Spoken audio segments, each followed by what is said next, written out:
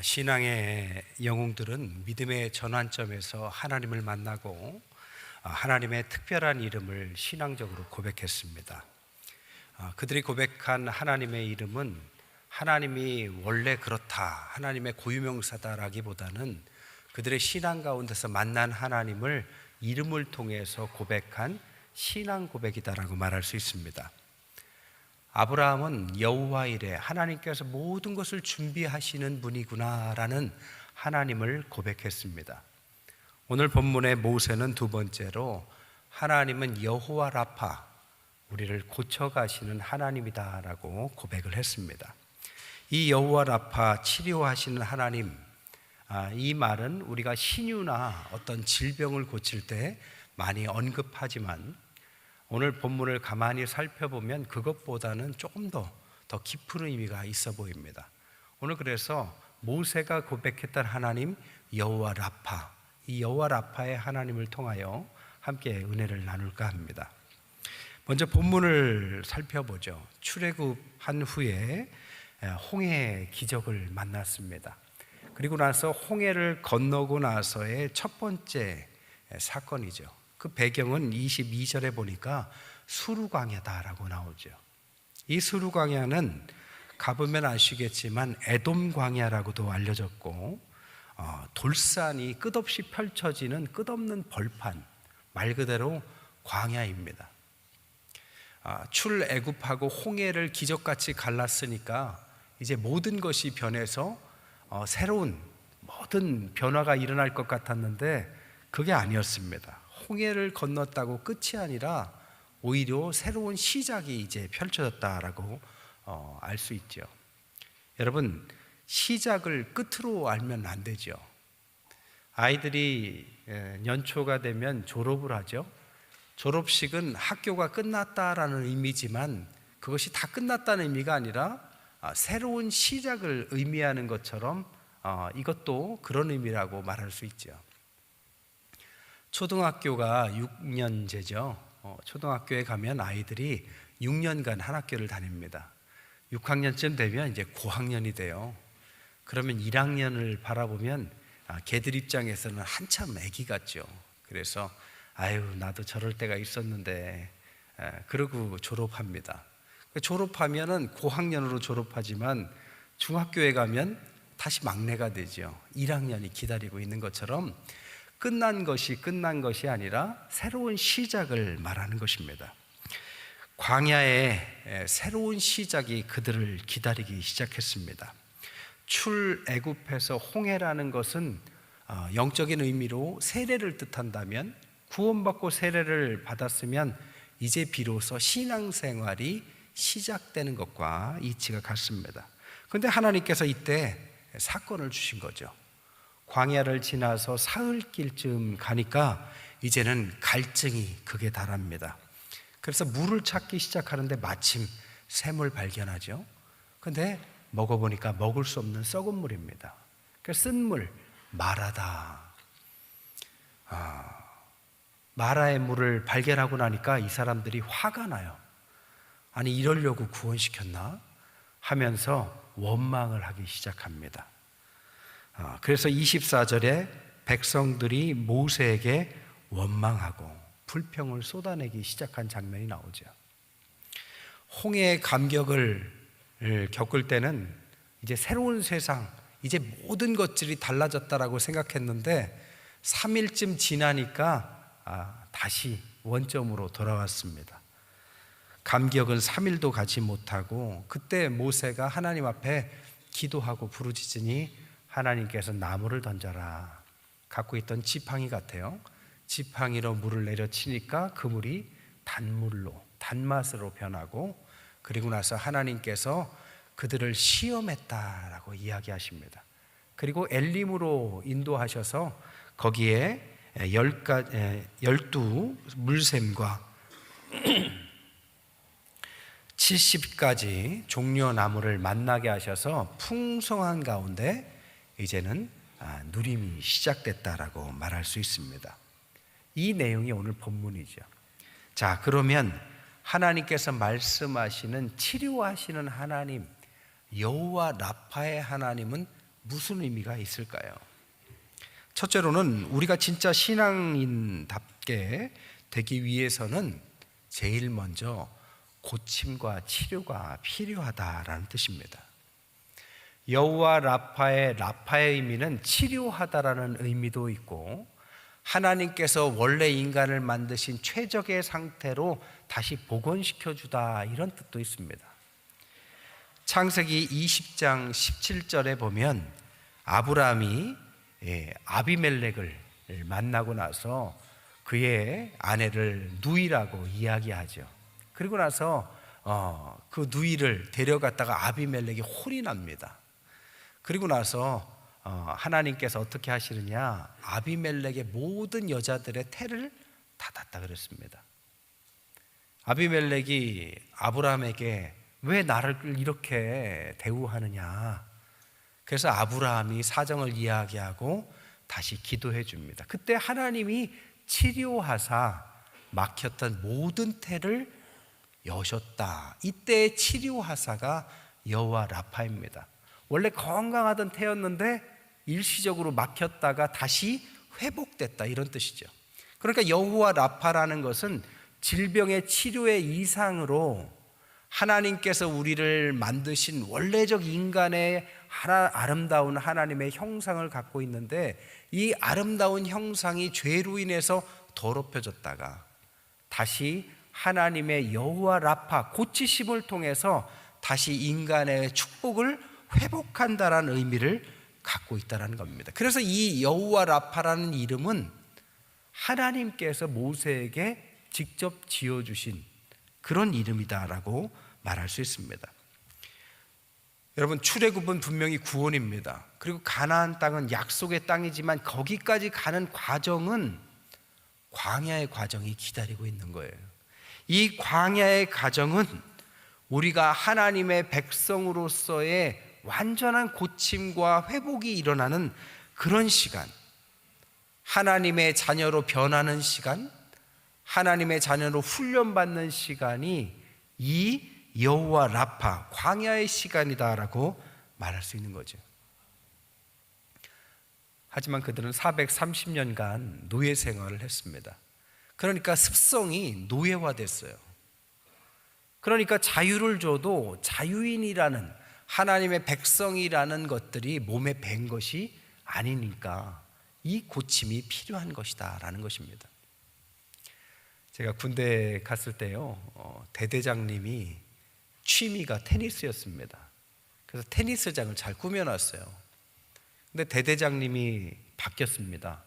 근데 새로운 대대장님은 취미가 골프래요. 그래서 그때부터 연병장을 뒤집어 까기 시작했습니다. 그리고 나서 어디서 이렇게 잔디를 가져와 가지고 잔디를 심기 시작했어요. 그래서 군에 있는 동안에는 틈만 나면, 쉬는 시간에는 그 연병장에 쭉 둘러 앉아가지고 틈만 나면 잡초 뽑는 게 일이었습니다. 그리고 나서 군대를 제대하고 나서 제가 복학을 했어요. 대학에 가면은 잔디밭이 많잖아요. 친구들하고 동그랗게 둘러앉아서 이야기를 하고 있으면 이분 이야기하는데 제 손은 잡초를 뽑고 있는 겁니다. 누가 시킨 것도 아니고 의식한 것도 아닌데, 가만히 보면, 일어날 때 보면 앞에 잡초가 수북히 쌓여 있어요. 그러니까 머리는 아닌데 몸은 기억하는 거죠. 하나님의 백성이라고 출애굽시켰지만 아직은 모든 것이 종에 지나지 않는 겁니다. 하나님은 고쳐가기를 원해요. 하나님의 자녀답게 만들기를 원하십니다. 그것이 여호와 라파, 종에서 자녀로 만드는 고침, 율법에서 복음으로 고치는 고침, 여호와 라파, 우리를 고쳐가시고 참 하나님의 백성답게 만들어 가시는 하나님. 그래서 광야의 입구에서 이 쓴물 마라, 여호와의 라파의 하나님을 고백하게 만든 것입니다. 그러면 우리가 하나님의 참 백성이 되기 위해서 뭘 고쳐가야 될까? 오늘 본문에 보니까 세 가지는 고쳐야 될 것 같습니다. 첫째로는 인생의 쓴맛을 하나님을 통한 단맛으로 바꾸는 고침이 필요한 것입니다. 마라, 쓴맛이에요. 그런데 단맛, 그리고 엘림으로 바꿔주십니다. 여러분, 쓴맛이 있어야 단맛을 이해하는 겁니다. 고통이라는 것이 있어야 우리 일상의 감사가 깨달아지는 거예요. 2016년에 북한에서 성경책 한 권이 반출됐습니다. 근데 성경책이 1930년대 판 성경책이에요. 그러니까 2016년이면 70년이 넘은 거죠. 70년이 넘은 날띠 낡은 성경책 한 권이 서울로 반출이 됐는데, 알려지기를 이 70년 된 성경을 누가 썼느냐? 북한의 지하교회 목회자가 사용했다라는 것입니다. 근데 그 목사님이 지하교회에서 이렇게 돌보던 교회가 몇 개였느냐? 200개가 넘었다고 합니다. 그러니까 그 성경책은 단순한 성경책이 아니라 목숨을 걸고 신앙생활하는 북한 성도들, 그것도 200개가 넘는 그 수많은 성도들을 돌봤던 성경책인 것이죠. 그 성경책을 보면 오늘 우리가 참 감사하기도 하고 부끄럽기도 합니다. 여러분, 성경책 가져오셨어요? 가져오신 분도 있지만 가져올 필요도 없습니다. 핸드폰에 다 들어가 있고 이렇게 화면에 다 띄워주니까 성경책 안 갖고 다니시는 분들이 많아요.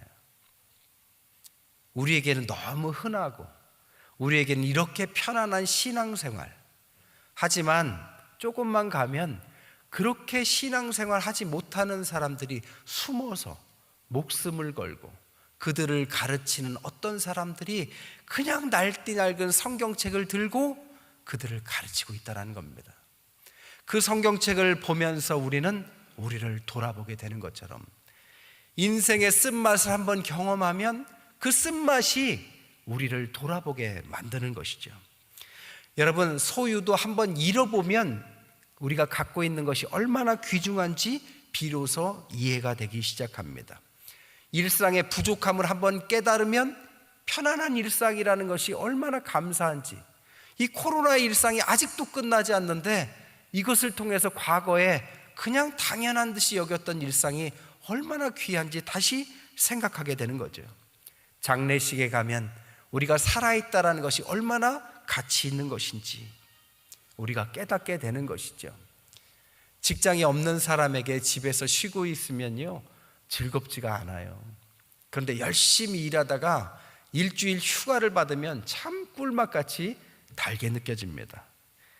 아이들도 시험을 보고 그러면 방학다운 방학이 되는 거죠. 기다림이 있기 때문에 만남이라는 것이 귀한 줄 아는 것처럼 인생에 하나님께서 잠시 쓴맛을 줄 때도 있는데, 이 쓴맛이라는 것은 결과적으로는 우리가 얼마나 하나님 앞에 귀한 존재로 살아가게 됐는가를 깨닫게 한다는 것입니다. 그 이전까지 깨닫지 못하던 분들이 그 짧은 시간 안에 그 쓴맛의 물을 맛보고 나서 그 물을 바꿔주니까 물을 마시고 하나님의 백성으로 살아가는 것이 얼마나 축복된지를 비로소 깨닫게 됐다는 거죠. 두 번째로는 무엇을 고쳐주느냐? 인간의 한계를 넘어서 하나님의 자녀로 가도록 우리를 고쳐주십니다. 인간이 한계가 많죠. 그런데 오늘 본문에 보니까 광야를 사흘길을 갔다라고 나옵니다. 광야, 물을 안 마시고 3일쯤 지났다, 이런 뜻이겠죠. 생존전략연구소에서 마의 3공식을 발표했어요. 이 3이 생존과 관련됐다고 말해요. 공기가 없는 3분, 혹한의 추위에서의 3시간, 음식이 없는 3주, 그리고 오늘 본문과 같이 물이 없는 3일. 그러면 인간의 한계에 도달한다는 거예요. 왜 하나님은 광야가 시작되자마자 인간의 한계를 드러내셨을까? 생각해 봐야 된다는 것입니다. 자녀들 결혼시킬 때 우리가 농담으로 그러잖아요. 사위 될 사람하고 술을 한번 진탕 먹여보든지 아니면 화투를 한번 치게 한다든지 왜 그렇습니까? 자신이 속에 숨겼던 어떤 것들이 팍 튀어나오는 것을 뭐가 들었나 보려고 하는 것처럼 오늘 하나님께서 광야에 시작하자마자 한계를 분명히 드러냈다라는 것입니다. 왜? 한계를 드러내야 우리가 어떤 존재인지, 어디로 가야 될지, 어떻게 고쳐야 되는지가 발견되기 때문입니다. 그렇게 홍해를 건너고 기적을 경험한 그 은혜로운 백성들이 한계를 경험하게 시키자마자 제일 먼저 어떤 게 드러나느냐? 원망하기 시작합니다. 그리고 불평하기 시작합니다. 하나님의 존재를 무시하고 다시 교만한 자기로 돌아와 버렸습니다. 그래서 첫 글자만 따서 누가 우스갯소리로 원불교다, 원망하고 불평하고 교만해진 자신으로 돌아왔다. 그래서 24절에 보니까 백성이 모세에게 원망했다 이렇게 표현했다는 겁니다. 금방 자기께 나와버렸죠. 이 원망하다의 원어 룬이라는 의미는 고집이 세다, 중얼거리다, 밤새 머물러서 이야기하다 이런 의미를 갖고 있습니다. 그러니까 이야기해 보면 갑자기 물이 없고 이제 한계에 다다르니까 은혜가 아니라 이제 막 속에 있었던 것이 나오기 시작하고, 거봐, 내가 가지 말자고 그랬잖아. 누가 가자고 그랬어? 거봐, 모세 믿지 말자고 그랬잖아. 우리가 다 속은 거야. 저 모세에게 다 속았어. 서로 간의 원망과 불평으로 저녁 내 쑥덕쑥덕 중얼중얼. 출애굽한 지 사흘밖에 안 됐어요. 그 감사와 감격이 이렇게 한계만 넘어가자마자 금세 감사가 잊혀져 버렸습니다. 모세의 덕분에가 모세 때문에 라고 남 탓하는 마음으로 바뀌어졌다는 것입니다. 그때 하나님께서 단물로 바꿔주시면서 말하시기를 내가 너희를 시험한 것이다 라고 말하죠. 여러분, 시험은 왜 합니까? 틀리게 하기 위한 것이 아니라 가르쳐주기 위한 것이 시험이죠. 아이들이 중간고사 보는 것은 중간까지 배우고 나서 앞에 배운 걸 잊지 말라고 중간 시험을 봅니다. 기말 시험도 마찬가지죠. 그것은 기억을 더 잘하고 잊지 말고 정답을 가르치기 위한 것처럼 너희들이 하나님의 자녀로 부르심을 받았는데 너희들의 성적표를 한번 받아봐라. 이렇게 조금만 어려우니 금방 원망과 불평과 교만이 이렇게 튀어나오는 너희 자신이 얼마나 문제가 있는지, 얼마나 한계가 갖고 있는지 스스로 발견하고 하나님 앞에 그것을 고침받아라. 왜? 너희들은 내 자녀 아니냐? 하나님의 백성 아니냐? 이제 하나님께서 원하시는 그 약속된 땅으로 그 땅을 차지할 하나님의 귀한 자녀들인데 너희들의 한계를 드러내셔서 그것을 고치라라고 말씀하시는 것입니다. 마지막 세 번째로 무엇을 고치시냐? 하나님께서 주시는 삶에 대한 태도를 고쳐라. 그것을 위해서 이것을 주셨다는 겁니다. 지난번에도 말씀드린 것처럼 벤자민 플랭클린이 알파벳 숫자 게임이라는 글을 한번 썼어요.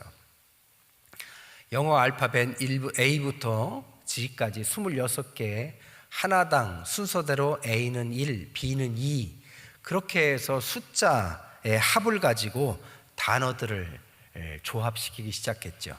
그래서 어떤 단어가 100점짜리 단어냐? hard work, 열심히 일하는 것을 합쳐보니까 98점이더래요. knowledge, 지식은 96점, 사랑이라는 love는 54점, 운이라는 luck는 47점, 돈은 72점.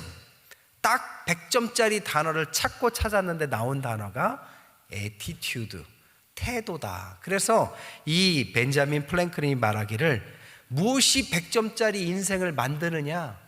돈도 지식도 어떤 열심히 일하는 것도 아닌 삶의 인생에 대한 태도가 뭐냐가 100점짜리를 만든다라고 말씀했다고 합니다. 맞는 것 같아요. 여러분, 하나님께서 우리를 구원하셔서 하나님의 자녀로 삼으셨습니다. 우리에게는 단 한 번의 인생을 주신 거예요. 요새는 아이들이 엉뚱한 이야기를 합니다. TV를 보면서 이번 생은 망했으니까 다음 생은 잘해보자. 다음 생은 없어요. 성경이 말하기를 이번 생이 육신의 삶의 전부입니다. 단 한 번이고 이 한 번이 전부이고 이제 그 후에는 영원함이 기다리는 것이지 우리의 인생을 두 번 살 수는 없는 법입니다. 하나님이 주신 가치 있는 인생을 어렵다고 포기해버리거나 조금 잘 나간다고 교만해서 흥청망청 허랑방탕하면 안 되는 것이죠. 그것을 고치라는 것입니다. 하나님의 백성에게 주신 삶에 대한 태도가 진지하게 응하라. 그래서 우리를 통해서 우리의 인생을 통해서 하나님의 향기가 이렇게 드러나도록 살아가라. 이것이 우리를 고치시는 이 여호와 라파의 하나님의 고침이시라는 겁니다. 삶을 진지하게 산 여러분들이 있지만 한국에서 한국어를 대표하고 존경받는, 최고로 존경받는, 외국에서 한국 사람 중에 가장 존경하는 인물이 한 분 있습니다. 누굴 것 같아요? 세계 국제기구의 첫 수장입니다. 반기문 씨가 아니라 우리는 잘 모르는 분들도 있던데 이종욱 박사입니다. 돌아가셨죠. 이 이종욱 박사란 분이 세계 국제기구 WHO 국제보건기구의 최초로, 한국인 최초로 수장이 되셨던 분이에요. 그런데 그는 한양대 공대를 나와서 27살에 서울대 의대를 갑니다. 늦깎이 의대생이 돼서 열심히 공부하는데 그의 누나가 수녀님이에요. 그래서 동생한테 성나자노 마을에 한센병 환자들을 돌볼 봉사자가 필요하니 네가 가서 잠깐 도울 수 있겠냐. 그래서 이종욱 박사님이 거기를 대학 때 봉사를 가요. 봉사를 가서 돕다가 좀 지났는데 갑자기 자신의 몸에서 한센병, 문둥병의 증세가 나타나기 시작합니다. 인생의 쓴맛을 본 거죠. 아니, 늦깎이 이렇게 의대에 어렵게 들어왔고 좋은 마음 가지고 누나 때문에 여기까지 왔는데 문둥병, 한센병에 걸렸으면 이제 앞으로 미래는 어떻게 됩니까? 좌절을 겪습니다. 근데 하나님 앞에 기도하는 가운데 다행스럽게도 한센병이 아니었어요. 그런데 그 계기가 그의 시야와 생각을 바꿔버립니다. 나는 그냥 의사가 되는 게 아니라 내 인생을 이런 한센병 환자들을 돕는 그런 의사가 돼야 되겠다. 그래서 그때부터 진로를 바꿔서 남태평양 피지에서 한센병을 연구하고 WHO 세계보건기구에 취직을 합니다. 그리고 서태평양에 필리핀 아시아 담당을 하면서 한센병뿐만이 아니라 소아마비 백신도 개발하고 그런 일을 앞장서서 소아마비를 거의 근절시키는 일에 성공을 거둬요. 그래서 1994년에 WHO 아시아 백신 사무국장이 되셔요. 그리고 나서 선진 글로벌 기업들을 설득해서 결핵 백신 사업을 시작하고 이것도 대단한 성과를 내요. 그러니까 그의 성과를 보고 그 단체에서 2003년에 한국인 최초로 WHO 최초의 세계 국제기구의 수장으로 앉힙니다. 근데 그 높은 자리에 앉히셨는데도 그는요 초심을 잃지 않아요. 제일 먼저 한 게 뭐냐, 전략 운영센터를 만들어서 오늘날과 같이 이런 질병이 창궐하면 금세 그것을 발견하고 백신을 만드는 것들을 빨리빨리 하기 위한 세계적인 네트워크를 만듭니다. 이것을 통해서 사스, 메르스, 신종 인플루엔자, 그리고 오늘날 코비드도 빨리 대처할 수 있는 WHO로 변모합니다. 그리고 그는 권위적인 사람이 아니었어요. 국제기구의 수장은 무조건 1등급 비행기를 탈 수 있어요. 근데 1등석을 포기하고 그는 항상 이코노미를 즐겨 타고 관용차도 작은 차, 그리고 항상 조수석에 타고 다닐 만큼 소탈한 성격이었다고 합니다. 하지만 무슨 일이 발생하면 현장으로 제일 먼저 달려가고 그 해결을 위해서 진두지휘를 수장임에도 불구하고 계속 하셨대요. 그러다가 2003년도에 에이즈가 발생하고 이게 또 창궐을 합니다. 근데 그 당시 이것을 개발할 수 있는 그 약이 1년에 수천 명밖에 공급이 안 되는 거예요. 그래서 이종욱 박사께서 이것을 최소한 300만 명의 사람들에게 1년에 공급해야만 된다. 그래서 3by5라는 그런 운동을 시작합니다. 근데 1년에 수천 개밖에 못 만드는데 10,000개도 아니고 300만 개를 어떻게 금방 만듭니까? 그를 존경하던 사람들도 이건 불가능하다. 그래서 그해 열심히 했는데 이것은 실패했습니다. 100만 개, 대단하죠. 그래도 100만 개까지 그래도 만들었어요. 근데 이렇게 열심히 하다 보니까 너무 과로하셔서 2006년에 61세로 과로로 돌아가십니다.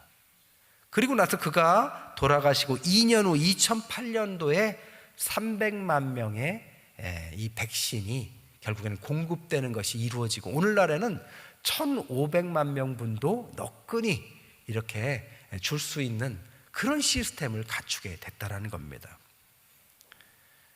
대단하죠? 한국인으로서 좀 자부심을 느끼지 않습니까?